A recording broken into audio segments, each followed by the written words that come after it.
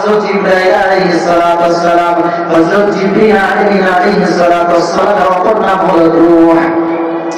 রূহের তাফসীরে সকলে লেখেন যে হযরত জিবরিল আলাইহিস সালাতু ওয়াস সালামের নাম হলো রূহ। আমার রূহকে যখন পাঠাইলাম মারিয়াম আলাইহিস সালাতু ওয়াস সালামের কাছে, মারিয়াম আলাইহিস সালাতু ওয়াস সালাম আশ্চর্যজনিত হইল। একদম মানুষ আকৃতিতে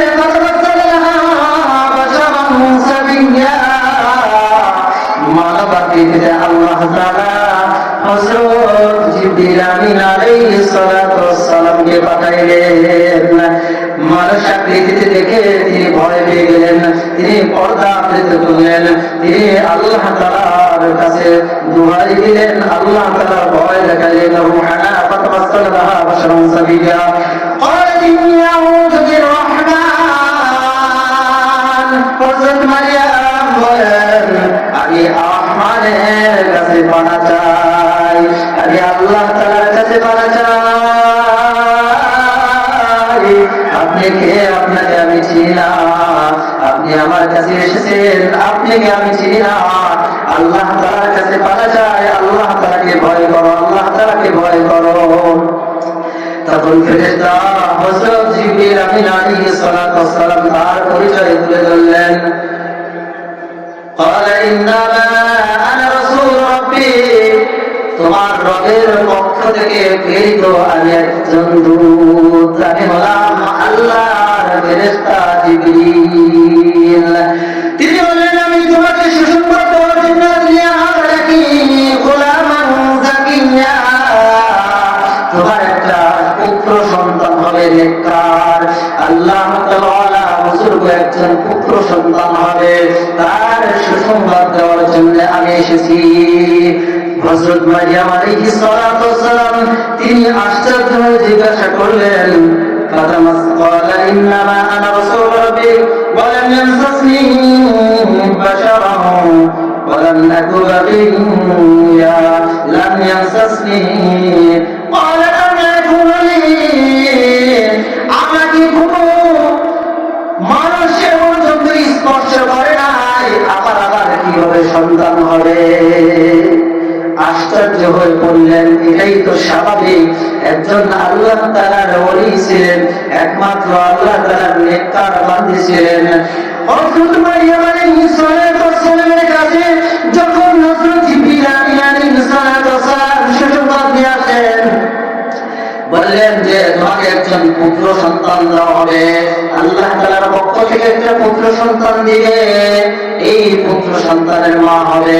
তিনি আশ্চর্য হয়ে জিজ্ঞাসা করলেন, ইয়ামসাসনি বাশারান, আমাকে তো কোনো পুরুষ স্পর্শ কোনোদিন করে নাই, বলা না আমি তো কোনো ব্যভিচারীও না, আমি কোনো অবাধ্য না, আল্লাহ তাআলার কোনো হুকুম আহকাম তো অমান্য করি না।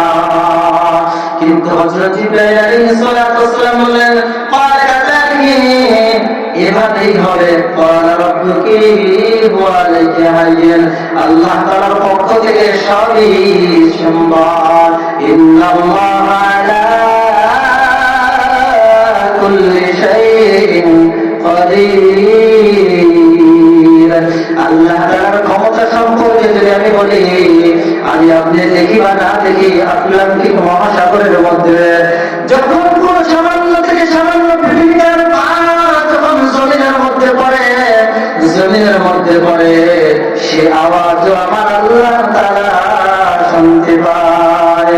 আমার আল্লাহ তাআলা ওই আওয়াজ শুনতে পায় যেই নবীর মাধ্যমে আমাদেরকে জানিয়ে দেন, ওই নবী আমাদেরকে জানিয়ে দেন আল্লাহ তাআলা এত ক্ষমতা, এত ক্ষমতা, যখন আমার আপনার আকল শেষ হয়ে যায় সেখান থেকে আল্লাহ তাআলার কাজ শুরু হয়। মদিনা যাইতে পারলাম না, মদিনা দেখতে পারলাম না, মদিনা যাইতে পারলাম না, মদিনা দেখতে পারলাম না, মদিনা নাম কত মধুর,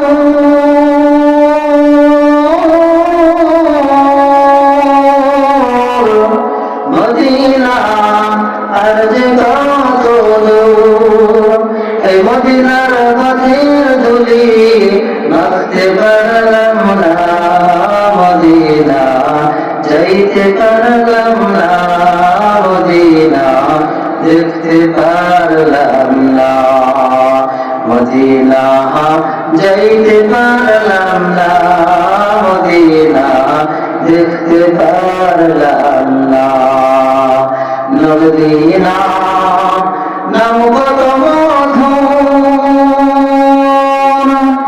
মদিনা আর যে কত দূর ওই মদিনার পথের ধুলি মাখতে পারলাম না মদিনা যাইতে পারলাম না মদিনা দেখতে পারলাম না সেই নবী সাল্লাল্লাহু আলাইহি ওয়াসাল্লাম আমার জন্য আপনার জন্য যেই নবী সাল্লাল্লাহু আলাইহি ওয়াসাল্লাম আমার জন্য আপনার জন্য পবিত্র কোরআনের মধ্যে ঘটনা বর্ণনা করেন হযরত মারিয়াম আলাইহিস সালাতু ওয়াস সালাম তিনি আল্লাহ তাআলার জন্য দিয়েছিলেন যখন আল্লাহ তাআলার পক্ষ থেকে হযরত ঈসা আলাইহিস সালাতু ওয়াস সালামের সুসংবাদ আসলো তিনি সব কিছু নিলেন আল্লাহ তাআলার পক্ষ থেকে জিবরিল আমিন আলাইহিস সালাতু ওয়াস সালামের ফুৎকারের মাধ্যমে গর্ভে আসলো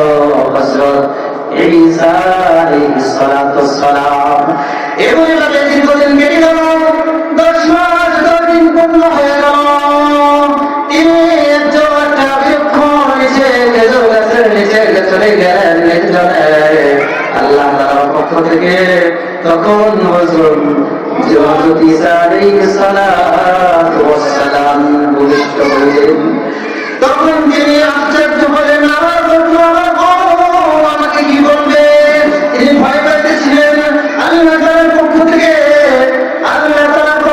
কত কিভাবে নহর জারি হয়ে গেল খেজুর গাছ থেকে খেজুর পড়তে লাগলো হযরত মারিয়াম আলাইহিস সালাতু ওয়াস সালাম আল্লাহ তাআলা নিয়ামত ভোগ করলেন আর একটা বুদ্ধি শিখিয়ে দিলেন তুমি বললে যে আমি রোজা করেছি কোনো কথা বলবো না শিশু বাচ্চাকে নিয়ে যখন তার কবরের মধ্যে আসলো মানুষেরা জিজ্ঞাসা করলো তখন রহমান আমি রোজা বন্ধ করেছি আমি কোনো কথা বলতে পারবো না আমি কোনো কথা বলতে পারবো না আমি কোনো কথা বলতে পারবো না সওমান ফালানুকাল্লিমাল ইয়াওমা ইনসিয়া কথা বলবে এই শিশু সন্তান ফাতাসবিহি কওমাহা ফাহতালিন ক্বালা ইয়া মারইয়াম লাকাদ জি'তি শাইআন ক্বালিয়া ইয়া উখতা হারুন মা কানা আবুকি ইমরা'a সাওয়ি'ন ওয়া মা কানাত উম্মুকি বাগিয়া হযরত মারিয়াম আলাইহিস সালাতু ওয়াস সালাম যখন তার কওমের কাছে তার গোত্রে ফিরে আসলো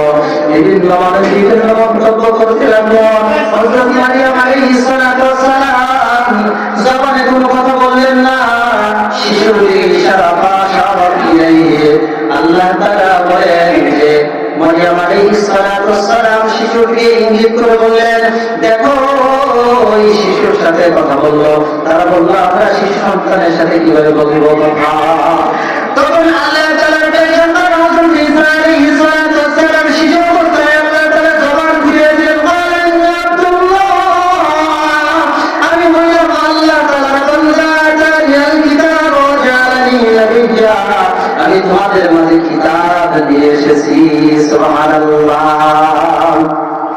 ওয়াজআলানি নাবিয়্যা আমার আল্লাহ তাআলা আমাকে নবী হিসেবে পালন করতে পাঠিয়েছেন আকিমিস সালাতা তোমরা নামাজ আদায় করো ওয়া আতুজ যাকাত তোমরা যাকাত দাও নামাজ এবং যাকাত কে নিয়ে এসেছি তাহলে বোঝা গেল সেই ঈসা আলাইহিস সালাতু ওয়াস সালামের সময় নামাজ ছিল শুধু আমাদের মধ্যে নামাজ নয় হয়তো ভিন্ন কোনো নিয়ম ছিল হযরত ঈসা আলাইহিস সালাতু ওয়াস সালামের জামানায় নামাজ আদায় করতেন আল্লাহর ইবাদত বন্দেগী করতেন সম্মানিত মা ও বোনেরা বুখারী শরীফের হাদিসের মধ্যে তিনটি বাচ্চা শুধুমাত্র মা দুনিয়ায় কথা বলেছিলেন তার মধ্যে 3 নম্বর 1 নম্বর ঘটনা ছিল হযরত আল্লাহর নবী পয়গম্বর ঈসা আলাইহিস সালাতু ওয়াস সালাম এই সময় কথা বলেছিল।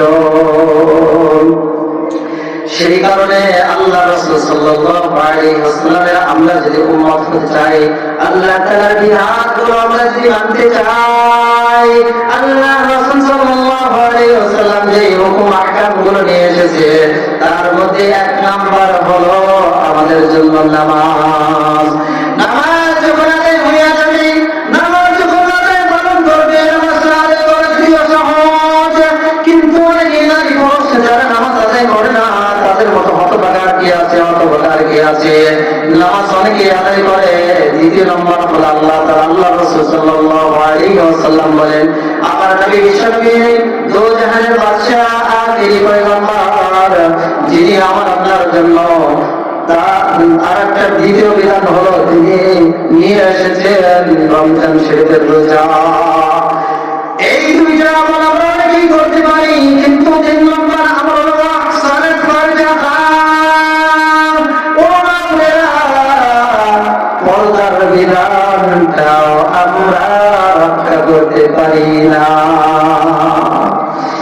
এই এলাকার মধ্যে যদি আমি দেখি সিংহা হারিবাড়িয়া আশেপাশের লোকদের মধ্যে দেখি পুরুষ 5 ওয়াক্ত নামাজ পড়ে, তাহাজ্জুদ নামাজ পড়ে, কিন্তু তার বাড়ির ছেলেমেয়েরা পর্দা করে না।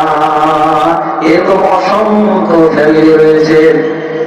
সেই কারণে পর্দার বিধানটা অত্যন্ত কঠিন। পর্দার বিধান যদি আমরা না মেনে যাই, ওই সময়ের কথা আমরা স্মরণ করি।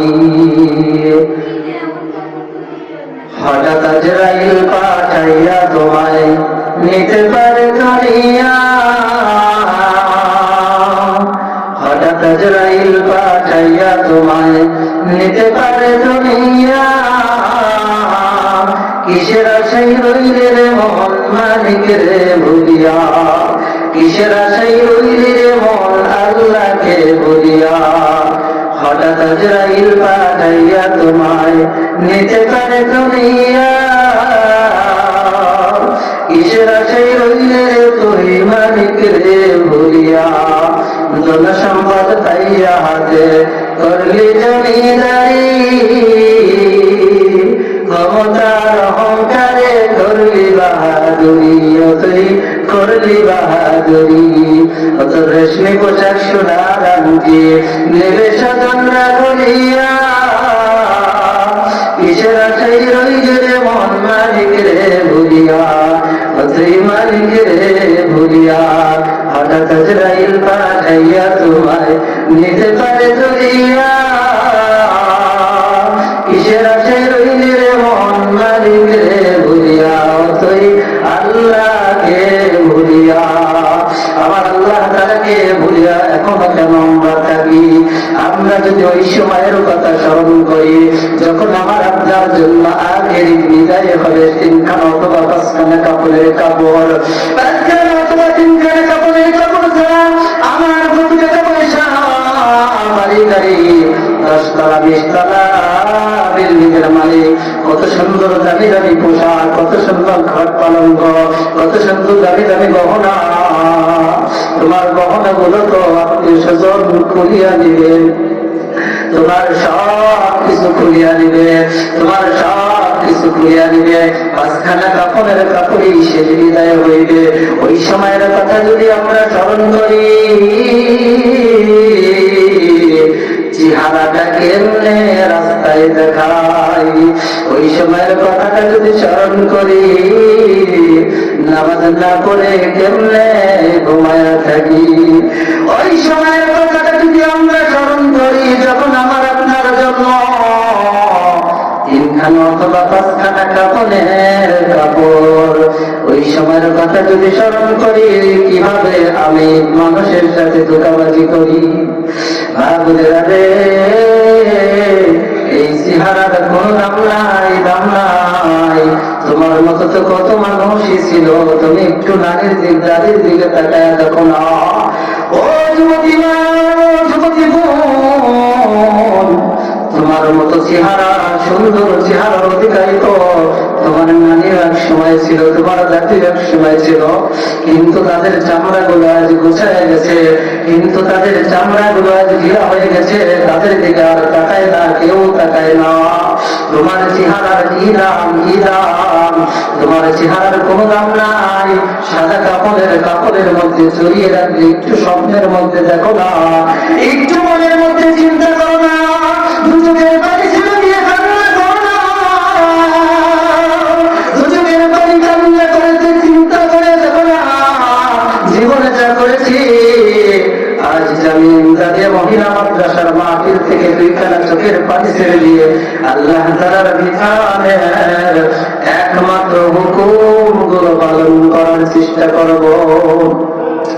ওই সময়ের কথাটা একটু চিন্তা করিয়া দেখো না, কাপড়ের মধ্যে জড়িয়ে যখন খাটের উপর রাখবে, যখন খাটের উপর রাখবে, কত আত্মীয় স্বজন দেখার জন্য আসবে, কত আত্মীয় স্বজন দেখার জন্য আসবে। হঠাৎ যদি যাই মরিয়া তারা পর শিবির করিয়া, হঠাৎ যদি যাই মরিয়া তারা পর শিবির করিয়া, দেখিতে আসি যে সবে আমার মারা লাশ, দাঁড়িয়ে কাছিবি দেহ ছাড়ের কাছাবাস। হঠাৎ যদি যাই মরিয়া তারা পর শিবির করিয়া, দেখিতে আসি যে সবে সব আমার মারা লাশ, দাঁড়িয়ে কাছিবি দেহ ছাড়ের কাছাবাস।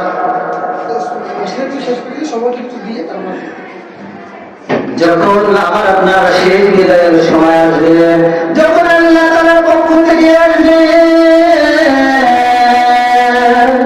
আমার আপনার লাশকে উঠানের উপর রেখে দিবে, মৃত্যুবরণ করার পর আর ঘরেও কেউ নিবে না। এত মহাব্বতের সন্তান, এত মহাব্বতের স্বামীর সন্তান, এত মহাব্বতের মানুষগুলো কেউ আর আপনাকে ঘরে রাখবে না, বের করিয়া দিবে। কাজের উপর যখন লাগবে তখন কত মানুষ দেখে দেখে কান্না করতে রাখবে, কত আত্মীয় স্বজন কান্না করবে, সব কিছু শুনতে পাবে, কিন্তু বলার কিছু থাকবে না। ওই সময়ের কথা স্মরণ করিয়া জীবনে যা কিছু করেছি সব ভুল ভ্রান্তি গুলো ভুল ভ্রান্তি থেকে তওবা করে একমাত্র আল্লাহ তাআলার জন্য ফিরে আসি। আজকের মাহফিল থেকে যারা এসেছি হিদায়াতের জন্য, আল্লাহ তাআলা যেন আপনাদের সবাইকে কবুল করে, আল্লাহ তাআলা যেন সকলকে একমাত্র আল্লাহ তাআলার ওলি হয়ে যাওয়ার তৌফিক দান করে। মহান আল্লাহ তাআলা যেন আমাকে আল্লাহর ওলি হিসেবে কবুল করেন। ওই হাদিসের দিকে যদি লক্ষ্য করি, আল্লাহ রাসূল সাল্লাল্লাহু আলাইহি ওয়াসাল্লাম বলেন, সিনফানি মিন আহলিন-নার, দুই শ্রেণীর লোক যারা এমন একটা যুগের মধ্যে আসবে তাদেরকে আমি এখনো পর্যন্ত দেখি নাই। তার মধ্যে দ্বিতীয় শ্রেণীর লোক নিসাউন কাসিয়াতুন আরিয়াতুন, এমন কিছু মহিলা, এমন কিছু নারী, কাসিয়াতুন আরিয়াতুন, পোশাক পরিহিত অবস্থায় উলঙ্গ, মুমিনাতুন মাইলাতুন, তারা পুরুষদের প্রতি আকৃষ্ট হবে এবং নিজেদের প্রদর্শন করবে। এক নম্বর ওই শ্রেণীর লোক হবে এমনটাই ফিট পোশাক পরবে, এমনটাই ফিট পোশাক পরবে, পোশাক পরিহত অবস্থায়ও উলঙ্গ দেখা যাবে। এই জামানাটাই তো চলে এসেছে। যদি রাস্তাঘাটে দেখা যায় এত নিজের চেহারার মর্যাদার কথা বলে না, নিজের স্বামীর জন্য সাজসজ্জা করে না, মানুষকে দেখানোর জন্য রাস্তাঘাটে বের হয়, ওই নারীদের জন্য কি ভয়াবহতা রয়েছে, কি ভয়াবহতা রয়েছে। আল্লাহ নবী মুহাম্মদ রাসূলুল্লাহ সাল্লাল্লাহু আলাইহি ওয়াসাল্লাম বলেন, এই সমস্ত নারীরা যারা আকৃষ্ট হবে এবং আকৃষ্ট করবে এমন নারীদের জন্য আল্লাহর নবী বলেন, লা ইয়াজিদনা ইয়াদখুলুল জান্নাহ, তারা জান্নাতে প্রবেশ করবে না।